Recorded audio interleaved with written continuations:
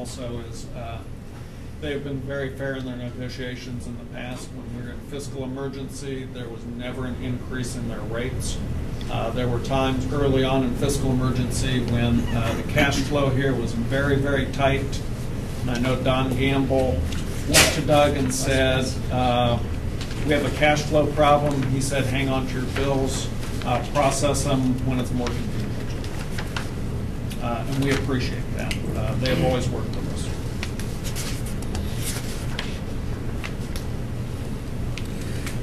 I had a question about equipment.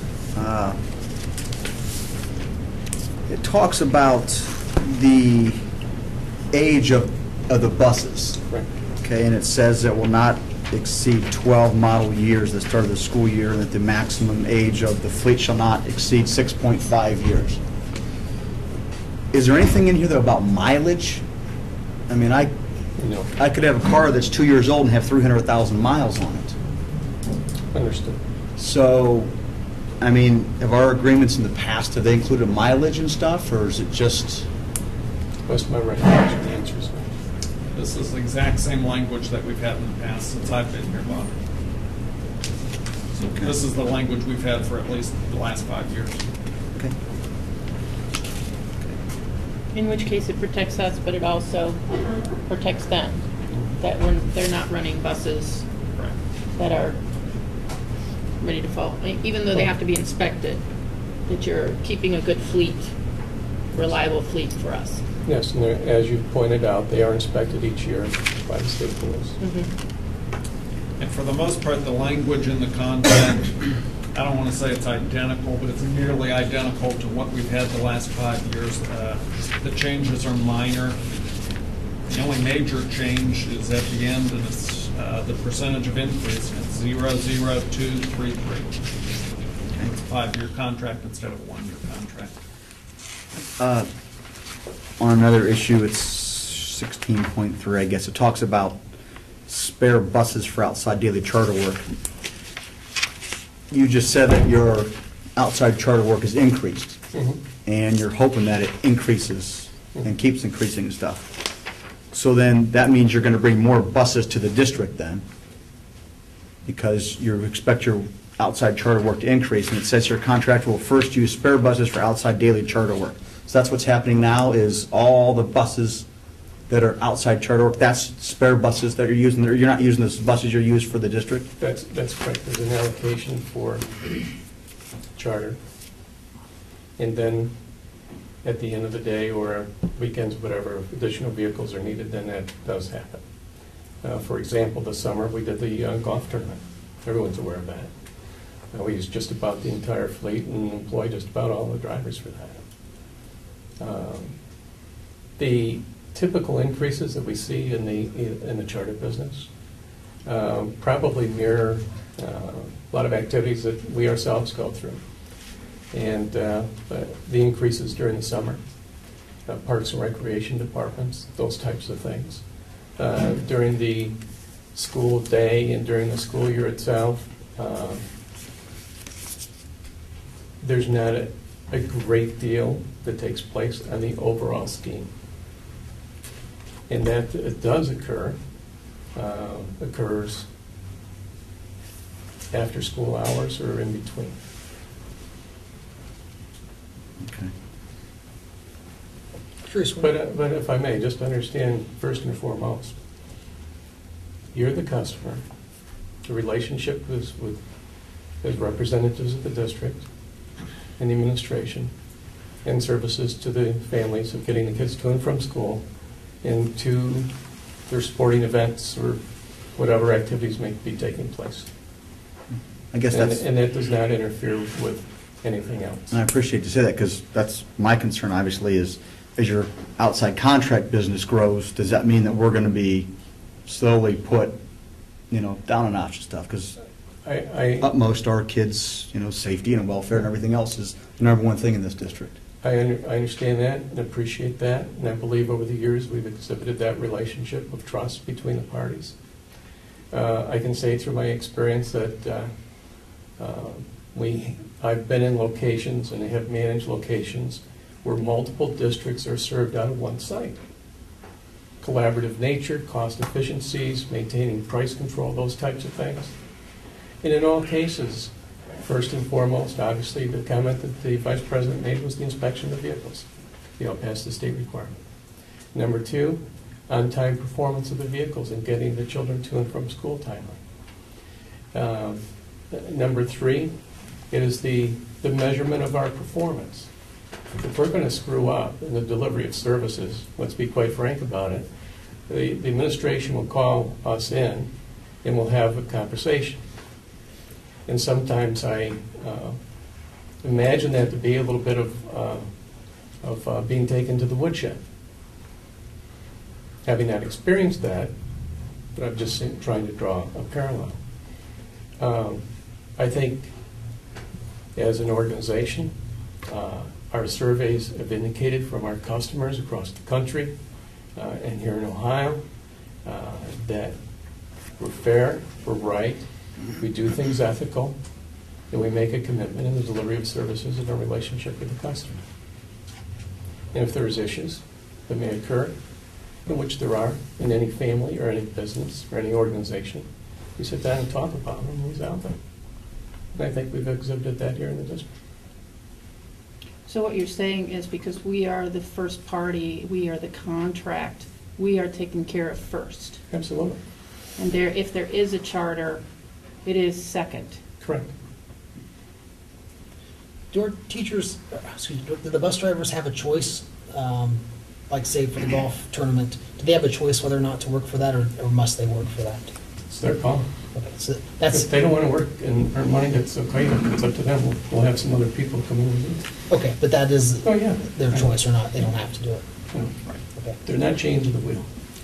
And if there was an accident during that off of school hours, we would have no liability as such. That's correct, because of the insurance coverage of vehicles. In 16.7, it says contract will provide a camera in every bus with 3 functional cameras. Is that on every bus now in the district we have? No, it's not, and they're ordered. Okay. So when will those, do we have a timetable on when those are going in? I'm expecting to see some of them start arriving next month. Let me speak on that.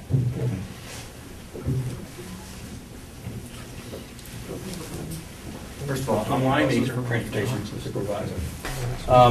We had cameras in the buses prior to these few years, but they were old, and we had to, they just are no good anymore. So we're in the process of now changing those out. And the goal is to get them in every bus now, as well as the Zonar that we put in at our expense, as well as the child checkmates and all that. So, you know, to answer your question, yeah, there'll be cameras in all the buses. So, and as far as the charter work goes, it's always been, and the drivers are here, that they can pick whatever charter trip they want to take. A lot of times they'll take the bus that they want to take, which is their own bus. So that bus could be a routed bus, but it's their choice. But we never take a routed bus off the route unless it's needed for a charter trip, and we replace it with something just as good. That's the way it's always been. So now as we go into the new contract, every one of our buses are plated for charter work, so any routed bus that's on a route will stay on that route and it won't come off, even if they choose to do something, you know, with outside charter work. Lonnie, with regard to charter, would you say the vast majority work in the summer, the majority, or less than 50%?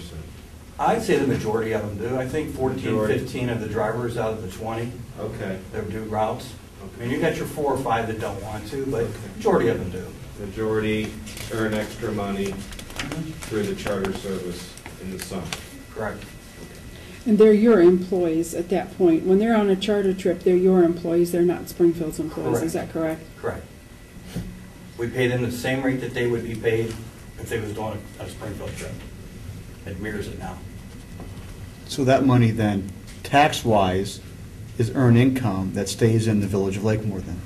Correct. Because you're paying it out of this, And more importantly, if 14 of the 20, is that what you're saying? 14 of the 20 employees earn more money than they would otherwise. Which is my mind, that helps their families, 14 to 20.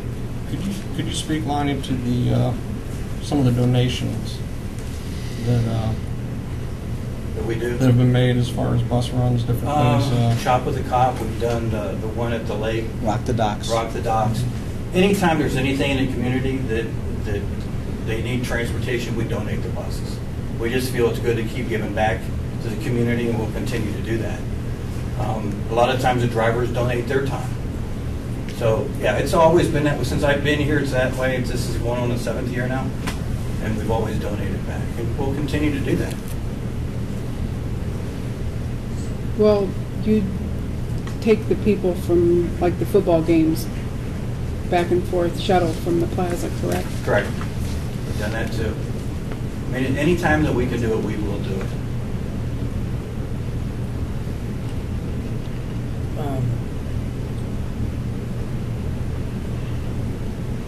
I lost my train of thought. I'll go for it. Let me go. Go I ahead. just had two other things and I'll be done, I think. In 19.1, it says either party may terminate this agreement for convenience upon not less than 60 days written notice to the other party. So that's, I mean, we can terminate at 60 days if something major happens and we're not happy, or you're not happy with the situation or something. That's correct. And in that process, let me get it closer here.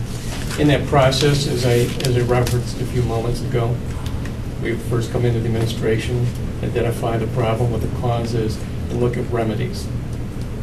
No different than anything else that you ladies and gentlemen would do in your professional lives outside of the Board of Education building. And simple process of problem solving, looking at an action plan and executing it. And if the issues are resolved, then there's no need to go on to the next step. If they're not, and it becomes worse, well then obviously there is. And I think we've exhibited that that is not happening. And also, I think it's been, from what I understand, a very good relationship. Just want to be very thorough. I understand. I can't. I would think that if, say, you build a new building to service our school district, and then we gave you 60 days notice to terminate, there would have to be issues there. Certainly. The way the contract is written, there wouldn't be. Well, that was, if you go to 20.1, it says, "In mutual obligation described in compensation of billing and indemnification hereof shall survive the termination or expiration of this agreement." If I'm reading it correctly, we can terminate the agreement, but we're still held to the conditions of paying Of the contract. of the contract That would be involved with the facility, that is correct. involved with the facility. Right. But, okay, but not not obviously daily bus service, because you're not providing it anymore.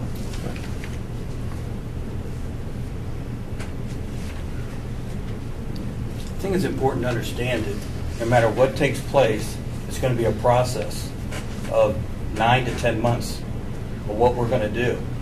What we're looking at is entering an agreement with you guys to say, we're going to be your transportation provider, and here's what's on the table.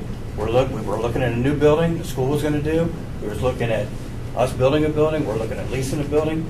We, as a group, do not know exactly what we're going to do yet. And what we're saying is, let's enter in an agreement, and then let's work through those issues so we get the right facility for the school district.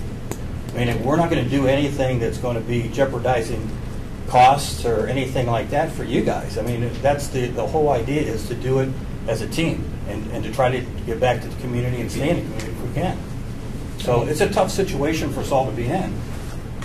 And I think that's where we're at with it. I get my opinion, and again, I'm very open to staying with your company. My opinion is I would much rather do the due diligence to know what the numbers are before entering into a 5-year contract. And entering into it now, I'm not the kind of person that does the month-to-month natural gas rate. I don't like to be equitably increased by Dominion East Ohio. So I would much rather know what our numbers are entering into the contract rather than enter into a contract and then have to equitably increase. Neil, I can assure you that any negotiations between Springfield local schools in our transportation, we're not going to get taken advantage of. I can guarantee you that. How hard would it be to develop numbers? The problem is we don't know what Yeah, no. facility that we're going to narrow it down to, obviously. All we do know is we're not going to have to shell out $500,000 to $1 million that we do not have to build buildings. No, but I mean, and I don't want to do this, but worst case, there are other transportation companies. But the clock's ticking, and we don't have a facility in 18 months, and we don't have a contract with them in 6 months. How long would it take to narrow down, one or two options and provide cost estimates? Very good question. Some people don't want to talk to us because we don't have a contract. And I don't want to be flippant about it, but some people have not wanted to get engaged in serious conversations with us. I can You mean landowners? landowners or property owners that already have a facility that would want to lease it to us. They have said, here's the facility. When you have a contract, come back and talk to me. Then I'll know that you're serious.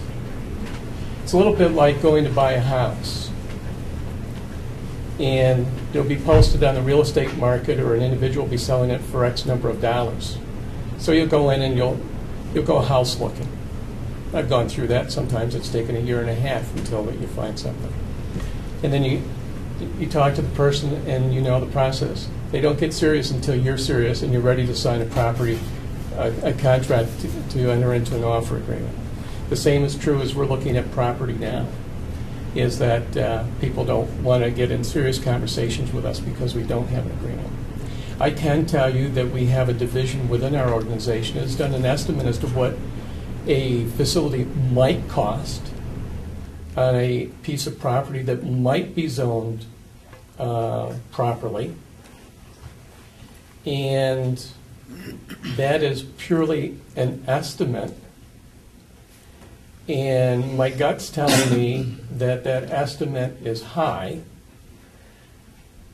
but I understand that those numbers are there as a target. The objective, obviously, is in your own construction project. If you've got $20 million to construct a building, it'd certainly love to be able to get it in for 19. And boy, it would really be great to be it in at 18.5. And that's no different than the numbers that we had presented to us by an inside department. And the individual is in the property management department of First Group of America, specifically addressed to the Greyhound division of our company. And he supports our transit as well as school bus service when we look at properties and or to get into construction. So I do have a ballpark, but to come in and be able to have that number hard would be preparing the bid packages, going out to bid, and then again presuming that the property is zoned properly. So I do know what that is. I think a ballpark would be helpful, even if it was a not to exceed. And I do know there's, I mean, the Village of Lakemore, I know will talk seriously with you. I know they, they're one landowner that will not need a contract from us to talk seriously with you. I know that for a fact. And we are talking to them right now. And I can't go in and represent my company to get into serious negotiations because my company is saying, Doug, you don't have a contract. They won't even let you do due diligence to negotiate? I didn't say that. But to be able to go in to a property owner, whomever that may be, and say, this is what I would like to do. These are the hard numbers, and I need to have them back in 10 days. When in 10 days, I wouldn't be able to get a ballpark as to what it's going to cost for modification of a building. And whether it's a municipal site, let's lay it out on the line because rumors are rampant. If it's a municipal site, there are various steps that have to be taken, that have to be followed. from both perspective, the tenant and the landlord.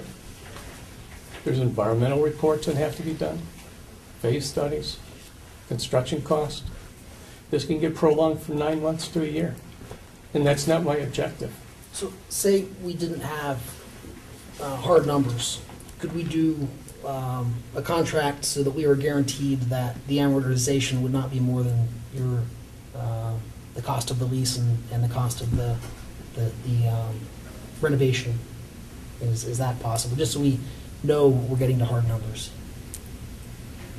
If I understand you correctly, you'd want me to stand here tonight and say that the contract would be modified to not to exceed our cost of construction? I'm not saying that I'm asking you to do that. I'm throwing that out as an idea for you to consider. Well, I think in our, I know that in our informal discussions, we did that. I wasn't aware of that. I understand that. My snag in all of this and in the discussion, and I guess when we're talking about leasing a building, right now you lease for $1,000 Right. a month here. And leasing, renting, call it what it is. Sure. Okay? To build a building, a brand-new facility, is going to be a lot more. Correct. Okay? It's going to be more than $1,000 a month. It's like going out and renting a house as opposed and paying $1,000 to rent that house, Right. Or going over and building a house for $300,000. It's not going to be the same. Correct. So, if I'm reading this right, then we're going to say we're going to enter into this contract and we're going to be open to, if you have to build, that we're going to pay that expense of your building a building for us to have the facility to be used, and that's so much more. To me, that's a blank check. Well, That's what I'm not wrapping my head all right, around. let me address a couple issues. Number one, it's not our intent to build new. Okay. We were, in our problem solving, what are we going to do for the district? You have this project going on. The transportation facility is going to be eliminated. Where are we going to go? So if we were to construct a facility on district property, what would that cost be? Right? Gets back to what Mr. Adams was talking about earlier in the superintendent. So that was our upside, that was our top side to address that issue. Okay? Now what's our bottom side going to be? Looking at existing properties that exist within the district that could fit with modification. That's where we are now, which goes back to the point that I made earlier, that we're not here to build a Taj Mahal and put the dollars onto our contract. We're here to be cost effective. It's not cost effective for us to build a Taj Mahal, come before the administration, and then to the Board of Education in an environment such as this, at a board meeting, and say, ladies and gentlemen, we'd like to increase our rate by X because we've just built this beautiful Taj Mahal in the district. We don't do business that way. Doug Meek doesn't do that business that way. That's not fair, right, and ethical, and that's not my core value to do something different than that. One of the first discussions we had was for a new facility, and we talked about it one time. We came back, and I said, I don't think that's in the best interest of the district, Doug, so we don't want to do that, and that was the end of that conversation. They're very, very responsive when there's a problem and we have suggestions. Let me give you a number. We talked to a gentleman in the district who was willing to build us a building in Lakemore to house our buses, and he wanted almost $7,000 a month. We, Bill, Dan, Chris, said, no way were we spending that kind of money. So that gives you an idea that that's how expensive it is to lease. And our goal is to do it much less than that. And right now, there's not a lot out there. So we have some work to do. And we have talking to do with a lot of people. And the goal is to be a lot less than $6,000 or $7,000 a month. That's unbelievable. Of course, building a new building, as we know, is almost $1 million. We're not going down that road. So, and if I may understand that that is our money up front. But we're going to be contractually bound to pay it ultimately. Correct. I mean, there's a lot of unknowns for us as well. To have to Absolutely. understand.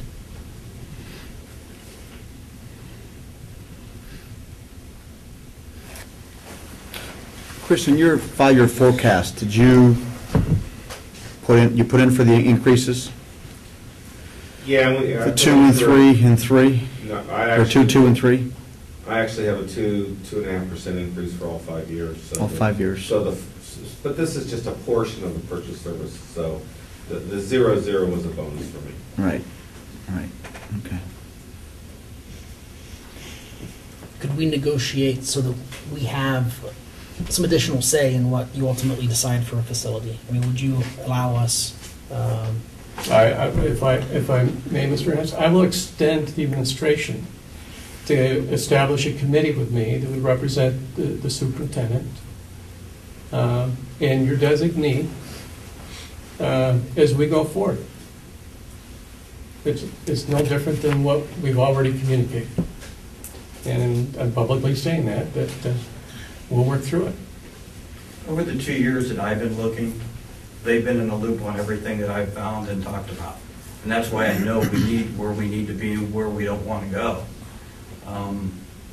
You're in a tough situation. There's no doubt about it. And what we're trying to do is fix it so we can have a bus garage and a facility after this time next year. Because this time next year, it won't be here. And no matter who you're with, you're looking at $6,000 or $7,000 a month. Where are you going to build a new building? Unless we can work something out with Lakemore or Springfield and try to get something that's feasible for you. And that's where we're at right now. It does say comparable facility in here too also, and I don't think that, I wouldn't believe that we would have to give them a blank check. I think that we would be able to say, no, we won't pay that amount. I don't know if we established a committee, or maybe I'm saying too much just in the last meeting, well, but just some thoughts. Just some thoughts that I think it does say comparable in here. we always appreciate your input, Glenn. I mean, I think by all means. And if I may, as we go through this process, before the company will commit to signing a lease with the modifications to the building, the representatives of the administration, Lonnie and I, are going to sit down and say, gentlemen, here's the lease document, this is the term, this is the dollar amount, and this is the impact. It's in black and white. It's not smoke and mirrors. I'm not going to stand here tonight and say we're going to build a building for you, and it turned out to be a pole barn. I'm not going to stand here tonight before you and say we're going to look at a facility in Lakemore and it not be representative of the community. As I said, we don't work that way. And by coming back to whatever point in time it is that we have a draft document lease, I can't enter into it until there's an agreement on this side of the table with the business partner, administration and Board of Education, that you're okay with it. Because if not, then you're going to say, Doug, you're back to the drawing board. Go find something else. And we'll say, well, that's okay. So what you just said, you can't sign the agreement with whoever you're going to lease from until you come back to us and say, is this acceptable to you guys? Right, because at the end of the day, as Mr. Hess has pointed out, and other members of the board here, as well as Mr. Adams, that the impact, whatever that is, lease or new, but understand lease, rent, is their number one objective. Here's the financial impact that it's going to have on our relationship. This is what it's going to cost additionally. Are you okay with it? Because if you're not okay with it, then I'm not going to ask my vice president and the president of the company for authorization to enter into the lease term. Can't do that. Because I'm committing to use a line from a movie, I would be saying things that I can't cash.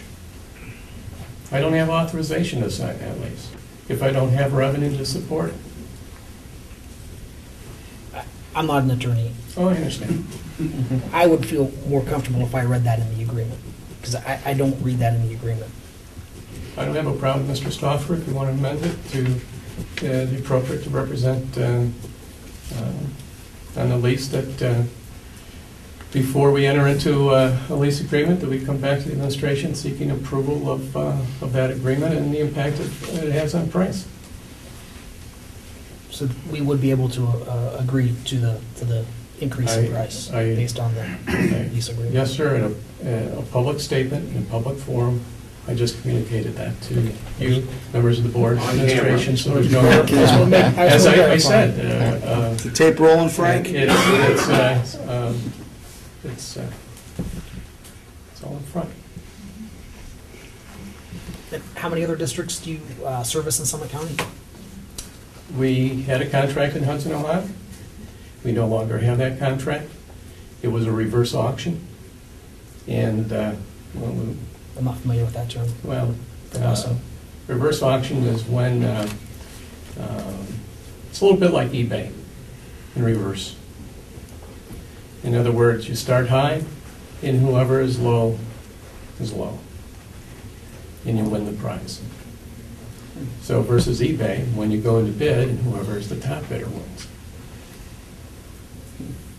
But I can say that our business development department is actively engaged in having conversations with other districts in Summit County. And I would not be a bit surprised to see additional districts coming out to bid this spring. And nearby Stark, just Mhm. curious. You As well. have customers? No, we do not. Okay. To clearly identify our customers in the state of Ohio. Obviously, your school district, Lorraine City Schools, Lorraine County MRDD, RDD, Eldaria School District, City of Columbus, Cincinnati, a number of suburban districts around Cincinnati, and where's Judy at? I forgot. New Miami. And that is on the school bus side. Transit side, we have a number of properties that we operate in the state as well, including the transit service for the City of Columbus and Miami University, or University. Chris and Bill, and maybe this is for Dan also, the assumption is, in doing due diligence in this contract, that you check with other districts around us that use a different service and compare like districts, and this is a good contract for us. That is correct. Dan, you want to speak to that? I know that Dan did the comparisons of two neighboring districts that use a different company. I think Talmadge had a lease with a competitor 2 years ago, and Coventry just signed with a competitor. I got copies of both their contracts, and of course, there's little deviations of, drivers, fuel, things, but after I factored everything, everybody comes almost identical. I mean, I thought we were low. We're the better contract of the two districts. Stop the tape, Frank. No. Don't make any superintendents mad, but I think our contract was better. And their contracts do not have a 0-0 clause in them. Right, no. We know from a treasurer's standpoint, that's very comforting. And does it do your process irreparable harm if you would not have a contract tonight? I have people that are waiting to hear from us. As in landowners? Pardon me? As in landowners? As in landowners, and they're expecting to receive a call tomorrow.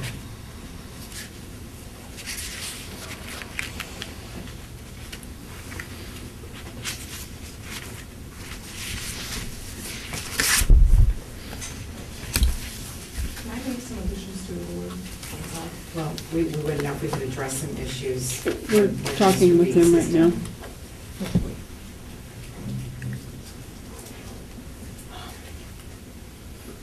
I'm done. I'm done. Thank you. Well, my pleasure to be here. Thanks, Lonnie.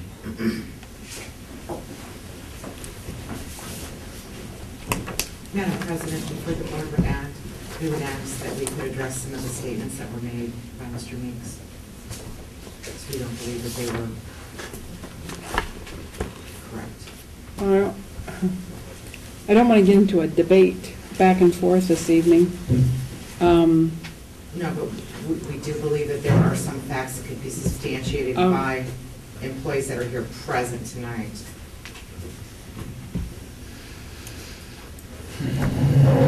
What does the board wish to do? I don't think it hurts to listen to anybody. I would let them speak. All right, we'll give you a few minutes.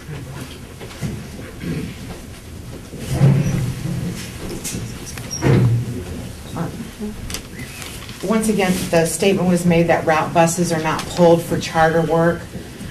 We believe that is incorrect, and we could provide proof to the board that route buses are pulled off of your Springfield lot and used for charter work during school transportation times.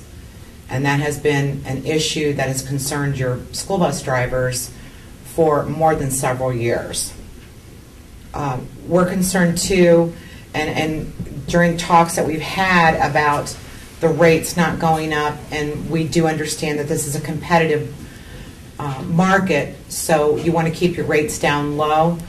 However, my grandma always said you don't buy a pig in a poke, and what I'm seeing in this contract that you're being asked to approve is not only to provide a house for your buses, but also to provide a house for their hub that they no longer have in Hudson because they were underbid in Hudson and no longer can operate their hub for charter work out of there now.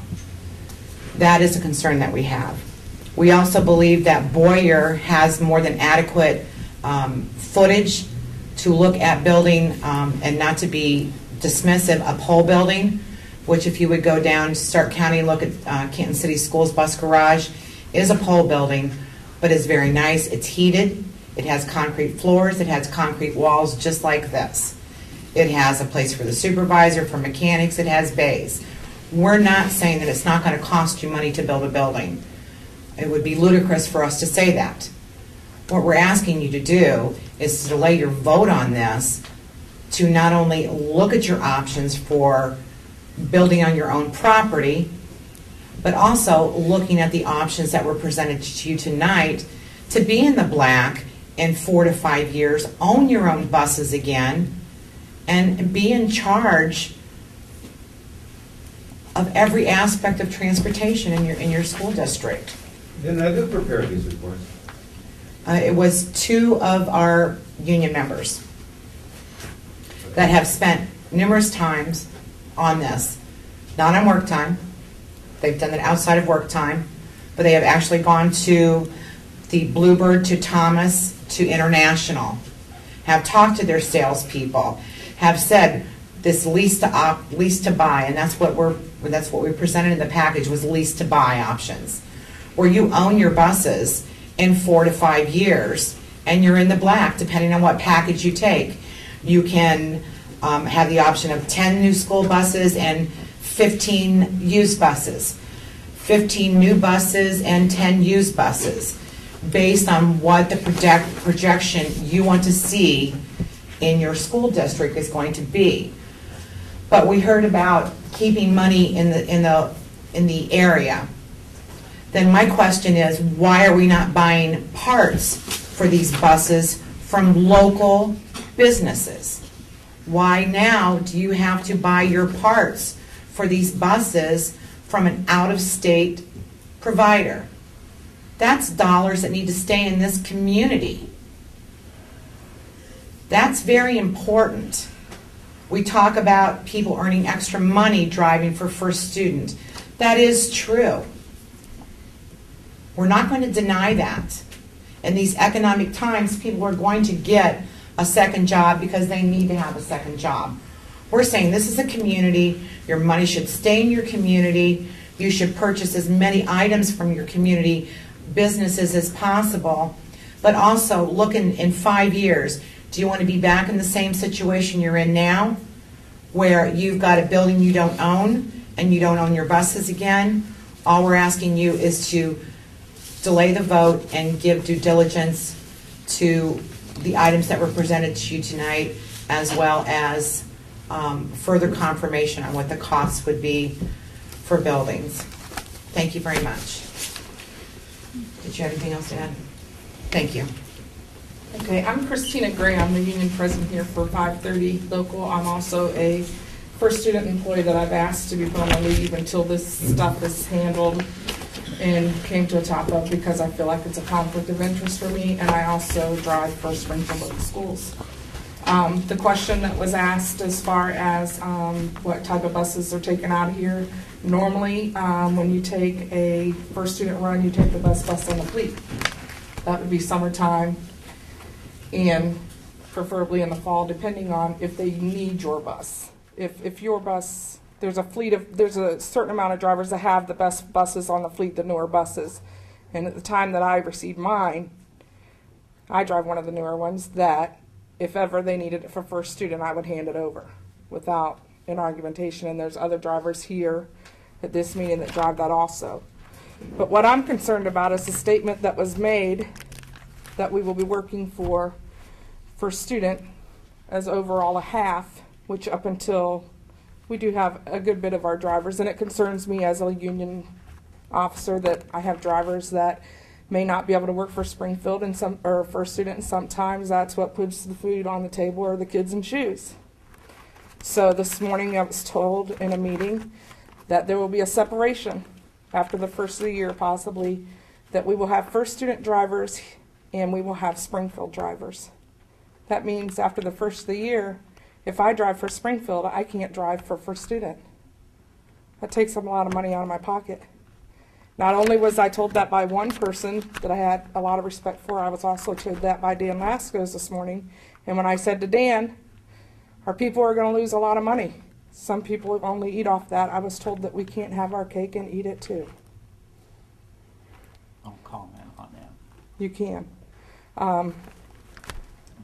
It wasn't something that should have been said. We've been, in the last couple weeks down at the bus garage, in a couple months, we've been under a lot of stress and working under intimidating factors that we've both spoke, that I've came to Dan and spoke to Stauffer about recently. Every time you turn around, it's going to be taken care of. We're back to the same situation every 3 to 6 months. So some things that you've heard tonight are true, but not all the way true. And I'm not stating at all that First Student not to be here, because our people do need the money, but let's be fair, right, and ethical. And what I'm asking is, if this is going to take place after the first of the year, some major decisions are going to take place, I would ask the board to hold off on signing what you have tonight, and let's see what their decisions are in the management realm by the first of the year, see what's going to happen there. Because personally, I know for a fact that if our Springfield employees cannot work for First Student, some of them would prefer that another company come in here and run them. Put it out for bid and take your low ball. That's the chance we'll take before we're not going to put the work here with the people. That's all I have to add. I just ask that you look at that as the board, what's really going on in the back of the bone of the company. We are it. We are what goes out and gets your kids, and we are trained well to do that job. But there's some things that have not been straightened up front and needs to be handled, because it's been a very trying time for the drivers. They're here. They wouldn't be here if there wasn't something going on. We don't normally come and cause a ruckus or even be seen in the board meetings.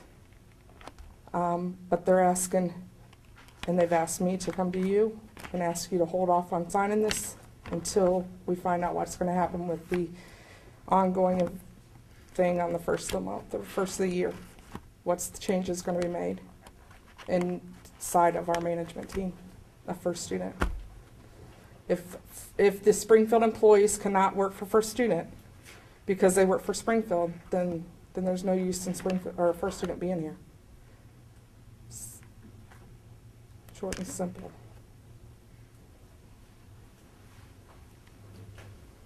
I guess we haven't heard anything about that. I mean, is that true? That would be personnel, and I think we would need to go into executive session to discuss that.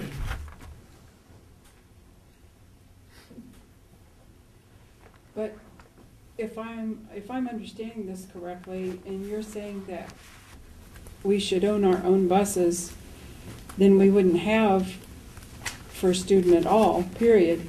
Then there would be nothing in the summer, ever. And the drivers understand that. They do. They're looking more at fiscal responsibility for the district. The drivers. You have drivers here tonight. Your drivers understand the fiscal responsibility of Springfield local schools over the treasurer of the district, you're saying? No, and I would never disrespect you in that way, Chris. But if the treasurer said this is the most fiscally prudent thing to do for our district, would you then what? Because this is. We understand from the point of view that you're looking at, and we don't want to get into a debate. What we're saying is that you're here now. Do you want to be in the same position 5 years down the road? That's what we're asking you. I guess what I would say is, over the last 4.5 years, we've managed the money well. We've come out of fiscal emergency using First Student. We're looking at the next 2 years at being 0-0. Chris and I would not recommend and put something on the agenda that we didn't think was a good deal for the district. We've had contract busing here, whether you like it or not, for 20 years. We own no buses. In a year and a half, we're not going to have a bus garage. We don't have a supervisor. We don't have a dispatcher. We don't have parts. That would be a huge capital outlay. For us to try to take transportation back in-house at this point, just coming out of fiscal emergency, I think would be irresponsible. So what we're basically saying to you is that a 5-year contract, in our opinion, as taxpayers and as employees and as a representative, with no disrespect to Chris or to Bill, because we've had this conversation more than they want to have, because I truly do believe that the district should have ownership in this situation. And yes, 20 years, there's been 20 years of turmoil in this district. It has followed superintendent to Dan's had it all his natural life here, unfortunately. But when we talk about, it's not so much personnel matters that are our concern with management, it's more with management and their lack of responsibility in fulfilling their designated roles. It's push it back here, and when the administration says this is your situation, you need to handle it, it's not, it's more than a personnel matter, and that's our concern as well. We're saying we believe a 5-year contract is not the way to go on a vote tonight. We're asking you to look at other options prior to that. And I'm respectfully done. Thank you. I just don't get that comment, 20 years of turmoil. I mean, I'm a parent in the district. My kids have been going to this school. My daughter in 6th grade and son in 3rd grade. Mm-hmm. And the thing that concerns me the most is whether they get to that school safely and they get back, and that's on time. And I've never had, except one instance with not picking up my daughter in the right spot, but it was handled professionally. I believe most parents in this... It's not providing the transportation. It's the conditions that the employees have worked under. We've had drivers that have not been able to go on their route because they have been so upset over management issues. We have had and back when, we call it the dark days, it's when the union contract was broke, you brought privatization in, you know, we fought 10 years to get the private contractor out. It's now a contractor, but it's Springfield school employees. None of that went away. There's still contention. And for anybody to think that there is not contention, has not been in that bus garage, has not been on those buses, has not worked under the circumstances that these drivers have worked under. Not everybody feels the same way. We're a huge group of people. Everybody has different opinions. That is not the crux of the problem. It's, we believe, ownership, fiscal responsibility, and Chris and I disagree on what our definition of fiscal responsibility is. I could not do his job. I know he doesn't want to do mine. We're saying, look at your different options. Instead of a 5-year, is there a possibility of a 2-year? Is there something different that doesn't tie you in for 5 years and leaves you in the same position you're in now? And that's our concern. Well, you want to talk about turmoil. I was here during those times, and I fought the contract busing, and I know that they remember the ones that were here. And I'm going to tell you something.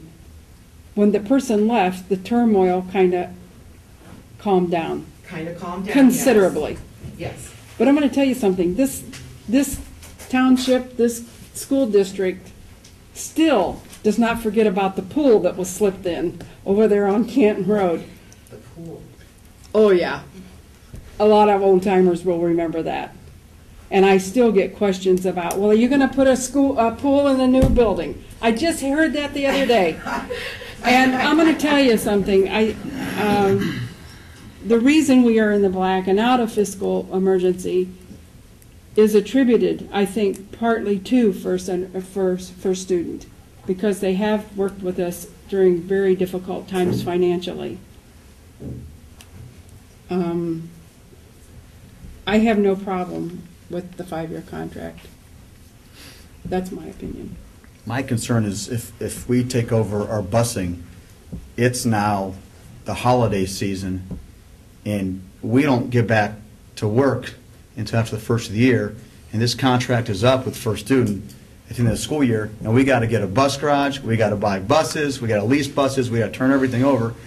We got a $42 million project sitting out here in front of us. We're having a heck of a hard time managing that thing. And for us to outlay capital to purchase, we don't have lease, whatever it is. It's not outlaying capital. It's the same amount of money, basically, that you're spending with First Student. And change everything we're doing that we've been doing for 20 years. I realize it's a 5-year agreement, but it also says in here, either party may terminate the agreement for convenience upon not less than 60 written days to the party. So I look at this as a 5-year agreement with 1-year options every single year. That's the way I'm looking at this contract.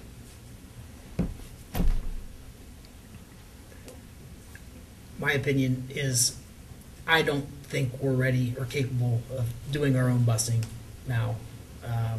That's a risk I'm not willing to take, to do that. I do think that having a service like First Student is still the way to go in the foreseeable future. That can always be reevaluated as necessary. I understand the need for a 5-year contract based on the costs they're going to have to put into a new facility. My biggest concerns are just a little bit of ambiguity I see in the current contract that I would like to see cleaned up. I guess a point was brought up that I thought was worth noting, and we won't be subsidizing the construction of a facility for you to service other areas. I mean, I don't mind you bringing more jobs to this area. I just don't want us to see this district paying for a larger facility that might be needed to service this district. Can I expand on that? Subject's been picked up. We discussed that. If they get outside charter work, okay, with a facility, then we will see rebates. We will modify our contract, and we've gotten the word. The amounts we don't know, because we don't know what kind of increase, but anything that they do that, let's put it this way, any financial gain that we can get, we're gonna get.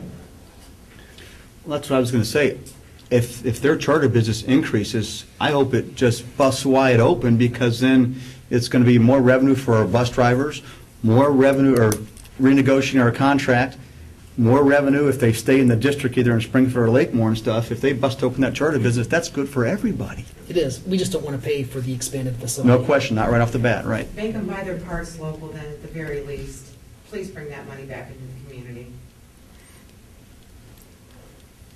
I don't know how you address that. They used to be able to do it. Your mechanic would be able to order a part and have it here that day. I think you gotta understand, our company does that because we get great savings from buying parts in large quantities. I know it's a pain sometimes to get parts, but we're getting at a better price, which keeps our price down. That's the way it's always been. Yes, would it be great to buy parts locally? Yeah, but our company policy, and we go by policy, is to buy them through their suppliers. International, which is Canton, and up here in Akron. We buy a majority of our stuff from them. We pay for the It's the little instant and stuff that we have to get, windshields from out of state. It's just stuff that's the operating stuff. We used to before just go down to the parts store and get it. Well, you know, are you getting the best price or not? Are you getting the best equipment? I don't know. But that's the way it's set up for a student, and that's the way it's going to remain. I mean, I can't go to the company and go, okay, we're going to buy our parts someplace else. They're going to go, no, you're not. That's not up to me or Doug to make that decision. Thank you. Mr. Adams, would you call the roll, please? Wait. Yeah. I feel that at this time that it would not be physically feasible, and I say physically feasible, to implement a plan to buy back buses or buy our own buses. Coming, and I've heard this, coming out of fiscal emergency, I think that I would have a hard time going back to people and saying, we just got out of fiscal emergency, but we're now going to start buying buses. What it takes to maintain, to staff, to buy, again, like we said, we're going to demolish a building and have nothing. I think it would be very, I think it would be a bad decision right now, given that we only have so long to get this house in order.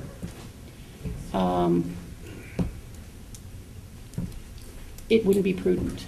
And I don't think we'd be doing the community a service by doing this. It would be like saying, and I go back on what you just said, okay, we got extra money, let's put pool in this high school, okay? No, we're not gonna do that. We have to be physically prudent. And although I do like the idea of owning our own things, I like that we take charge. I also know that, looking at this contract, that First Student has worked with us for 20 years and has really stepped up for this community, okay? Springfield drivers have stepped up and done for this community. And in every way, I support that. I cannot see going into, I would love to look at this and give it some face time as far as to look at everything that the work that you've put into it, but I don't think it's for right now. We might see it down the road and think if we can do it. But if we never got it in front of you, you would never have it. No There you question. go. We've done this for the last There you go. 2 years, we've been trying to have this talk. There you go. And we've made the presentation, but it hasn't gotten in front of you, so this was the only forum that we had.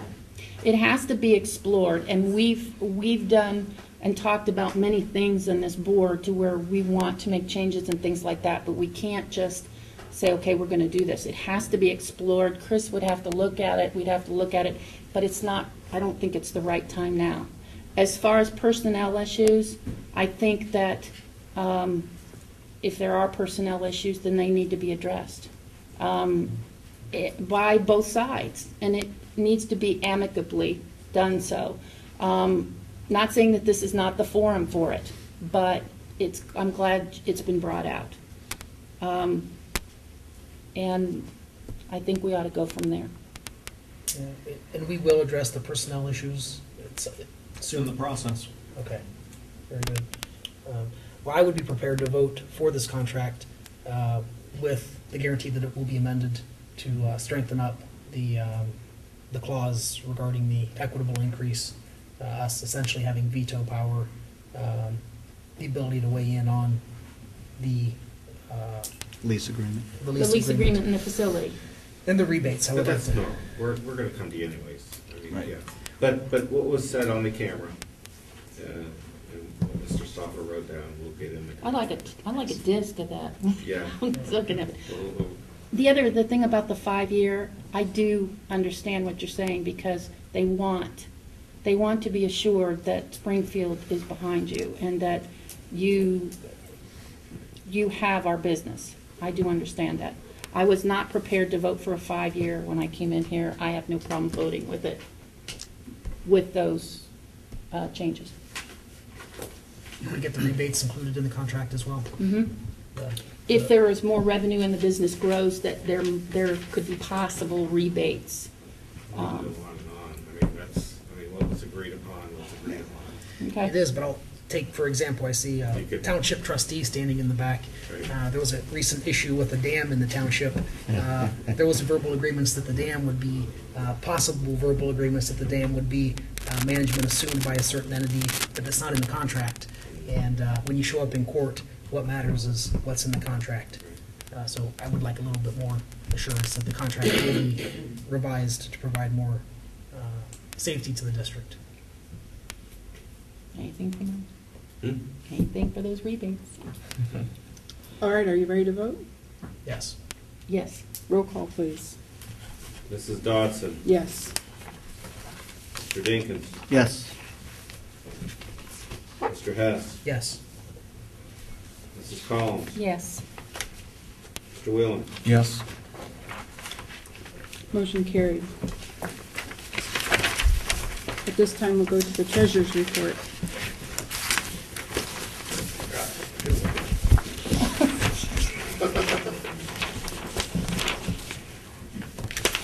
Well, it's a broken record. It's a good broken record, don't it?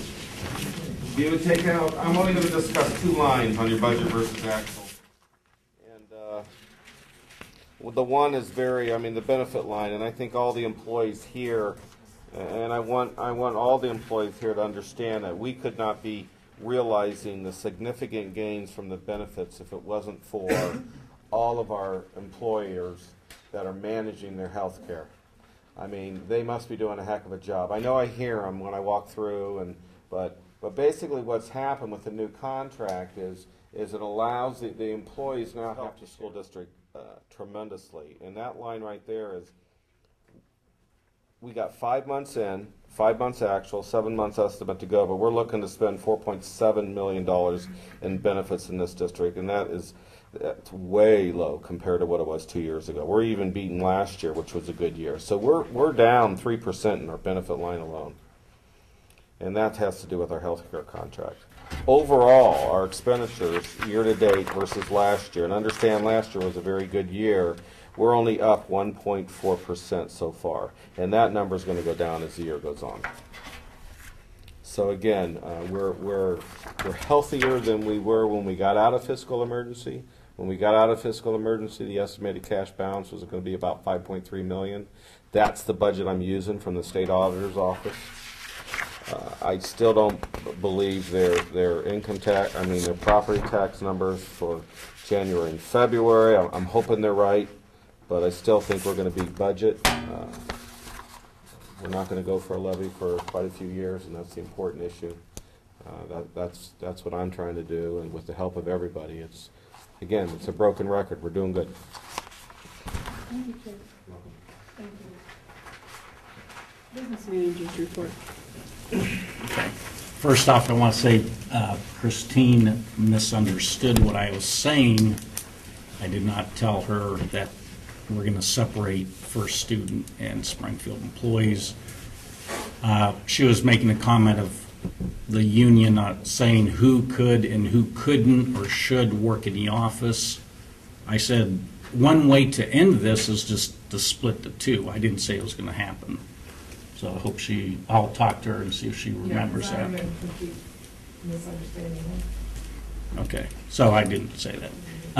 Getting back to good news, the food service did make $4,000 in the month of November, so its year-to-date profit is up to $26,000, which is on pace for double of last year. We are only up about $12,000 at this time, so that's good news. Last month I did talk about the point-of-sale software for the cafeterias. We're looking at that, but Dustin Boswell, our technology director, has said that Summit County Educational Service Center is going to start providing servers to do all of that software work, so we do not have to go out and buy a $5,000 server, but it's not going to take place until the summertime. And we discussed probably it's best to go with the county so we don't have to put up any upfront money. And so that will probably be put on hold till the summer. You're going to go with the county program, I'm sorry? Is that what you're saying? Well, they'll have the servers that support the software we buy. Okay. So it'll be housed outside of our And district. there's no then. reason for us to Right. physically have the servers here. Right. yeah. And Dustin is talking with the other school districts that, the vendors that they like, and I've talked to some. So if the county schools kind of go with one main software provider, then, that's the way we would go too. So. If the county has the servers and the server goes down, how easy is it to? I think they have redundancy backup Okay. for if it went down. So over the last month, we did go to the Capitol Conference in Columbus. Did meet with some people that actually move school district contents, like the libraries, all this furniture, which we're going to have to make a move in probably about 3 weeks in 2013. So that's physically beyond our staff's capability. So we'll probably be talking with some companies that can help move everything. So that was a good thing to run into them. Also, we're talking about our one set of high school bleachers. I think it's the east side that's the best set. We would kind of get a price and see if it's possible to take the best set down to Schropp and replace Schropp's bleachers so that we have the motorized bleachers just like Spring Hill down there. So met another company that will give us a free quote. We'll get some prices on that. Did receive a call from Mr. Hawk, who owns Hawk's property off Pressler. There is a meeting in January about the mineral rights and drillings. So since the school does have close to 90 acres, I don't think, according to Mr. Hawk, it has to be contiguous property, but they can pick up spots. So I'll be attending that meeting just to see what's going on with mineral rights in the township. Does the school have the mineral rights to their property? Yeah. I thought they did. So, you read in the paper about signing bonuses, royalties, all that. So that's just something you'll make the ultimate decision. I'm just telling you that's Mr. Hawk and some community members are excited to talk to this company. So that's all I have right now. All right, thank you, Dan. Superintendent's report. I'm going to use the podium tonight also.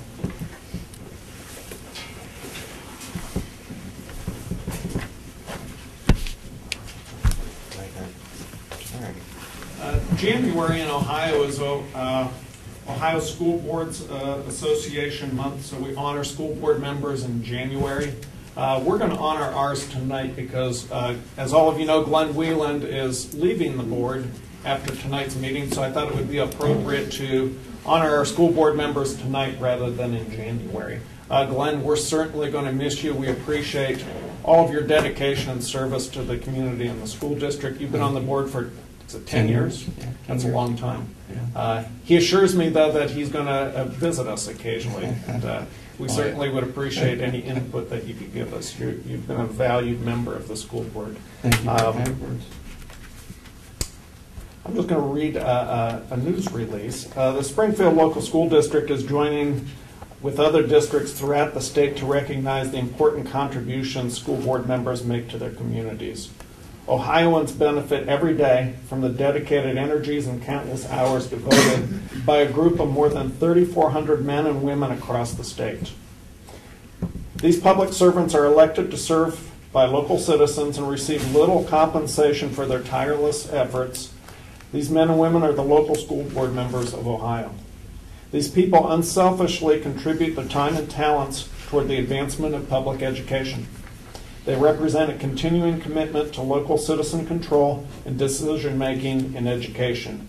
Even though we are making a special effort during January, we're doing it in December, to show appreciation to our school board members, we recognize their contributions reflect a year-round commitment on their part.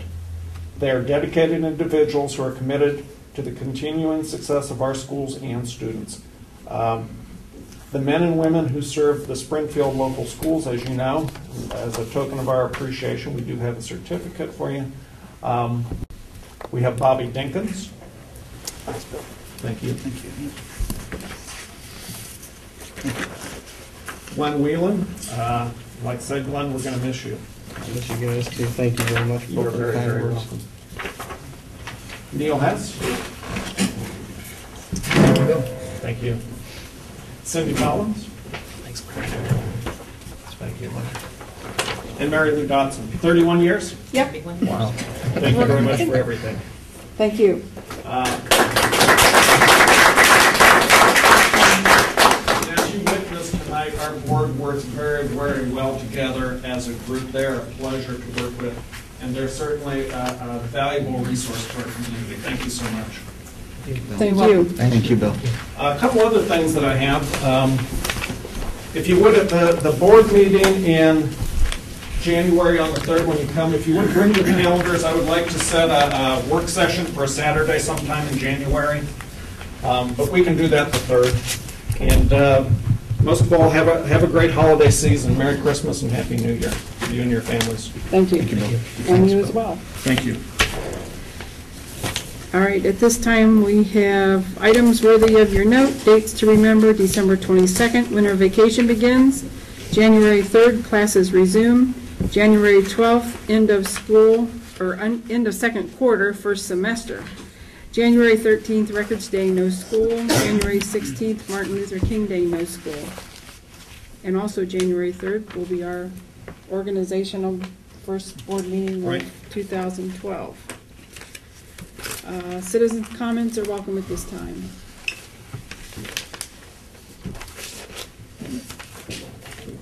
Mr. Young? You know, I didn't know that this was Board Member Appreciation Month, but I wanted to add my thanks to the members of the board on behalf of the community. And I know, because as you all know, many years ago I sat in one of those seats, so I know it's a tough job. You can't make everybody happy. You have a lot to balance, and I think this board's doing a great job at it. The one thing is, I would say that the relationship between the township officials, the village officials, and the school board has never been better. And we're really appreciative of input from you as to what we're doing, and hope to work with you in the future. I want to thank you. Thank you. Thank you. Thank you to you. Thank you. If, Okay. Bobby? Oh, I'm sorry.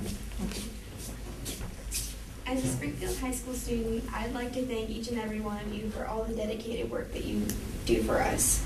I've gone to Springfield for 11 years now, and my experience throughout those 11 years has been fantastic. The teaching staff and you wonderful people just make it a fantastic school district to be in. Thank you. Thank you so much. That makes it all worth it. Thank you. Absolutely. Yeah. That's why we're here. Every bit of it. I wanted to say that for Glenn, I appreciate and you more than you know, your time on the board. I've looked up to you. You enrich this district not only as a parent, but as a board member, and your roots are deep. Thank you. And it has been wonderful. Thank you. Thank you. It's been a pleasure for me too. So. And I want to say, I still credit the position we're in now to a lot of the hard decisions that you and Mary Lou and Julie, who's no longer with us, you guys made some really tough decisions, and the fruits of those decisions have paid off. So thank you. Thank you very much. I would echo what Neil said. You know, I'm new to the board just in March and stuff, but from a distance, the last number of years, you know, watching what this board's gone through, and with Mary Lou and Glenn, your leadership, and obviously Julie's leadership and stuff, a lot of the reason that we're in the position we're in right now is because of that. And you're going to be missed, there's no question. We welcome Dave on the board, but your talents and your knowledge and your skill set's going to be missed, and we don't want to see you go away totally, that's for sure. But thank you. And your help with me has been very appreciated, that's for sure. Thank you very much. Thank you so much, Glenn, for serving for 10 years. Thank you. There's been times when we didn't agree, but most of the time we have. And Absolutely. We've had some good outcomes from disagreements. Right. Absolutely. Right. That's what it's all about. And being neighbors and knowing your family all of my life, Absolutely. you know, it's been kind of special that way. I hope everyone has a very Merry Christmas and a very wonderful Happy New Year. I can't believe it's going to be 2012 already. I asked myself, how did I get here this quick? But If I could, I know it's been a long meeting, but I have a few things to say. It's been a pleasure for the last 10 years to be able to serve this community.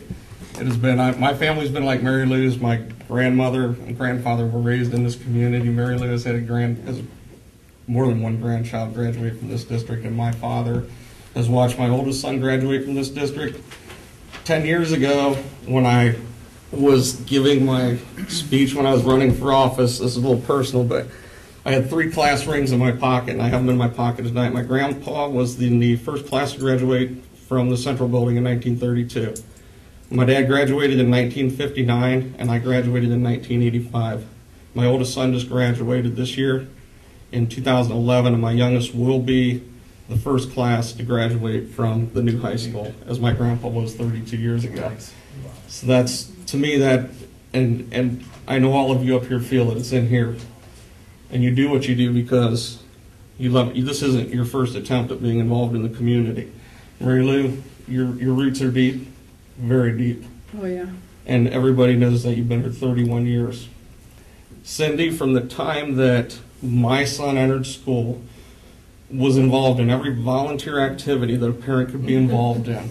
And it wasn't about her, it was about, she wanted to make things as good as possible as she could for our children, to raise money, to help our children have better opportunities, to have more fun, and to give them memories that will last forever. Neil has worked on served as the chair of the Parks Board. He was instrumental in the main reason that we have a Metro Park in Springfield Township. He negotiated a land deal, wrote a grant. He's working on writing a grant to solve the problem with the Tritz Mill and the money that this township is obligated to pay for that. Bobby has been involved with athletics. He's been involved with the township. He was part of the committee that started Rock the Docks and has helped it to become such a success. Again, he's been involved with the youth athletics and the senior center and writing the grant to get the exercise facility, outdoor exercise facility for the seniors, and so many good things. Dave has been involved with the building advisory committee, the historical committee for the building, filming athletic events at the school, the football games and things like that.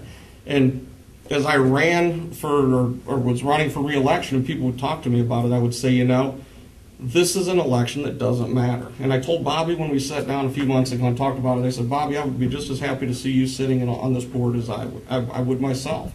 And Dave also. Dave, I'm just as happy to see you sit here because I know these are people that I would trust with the keys to my house and with my children anytime. And that's what this is all about. And so this district is in just as good a hands next month as it was this month. Bill, I think that our greatest obligation as a Board of Education and Chris is to employ a superintendent and treasurer that are highly qualified and understand the needs of the district. Not only the exceptional needs of the district, but the basic administrative duties that are required. Evaluations, looking over job descriptions, reevaluating job descriptions, just everything, policies, keeping policies updated and current. And Chris, the finances for you to come in here and work as hard as you do part-time, and also to volunteer your time to Lakemore and to help out with that. Bill, working on all the extra projects that have come about, and partly because of not only this Board of Education, but the trust and respect that the community have for both of you. And it's great to see the momentum that's building, to see all the good people in this community that are becoming involved and excited about the things that are happening right now. And to see that momentum continue and to know that that will continue and hopefully for years to come is just, it's really been a pleasure for me for the last 10 years, and I'm looking forward to seeing a lot of good things for not just the school district, but the community. The support that the trustees have given us, the elected officials from Lakemore. So, just in closing, I'd like to say it's truly been an honor, and I appreciate all the support that everybody's given me. So, thank you very much. Thank you. Thank you.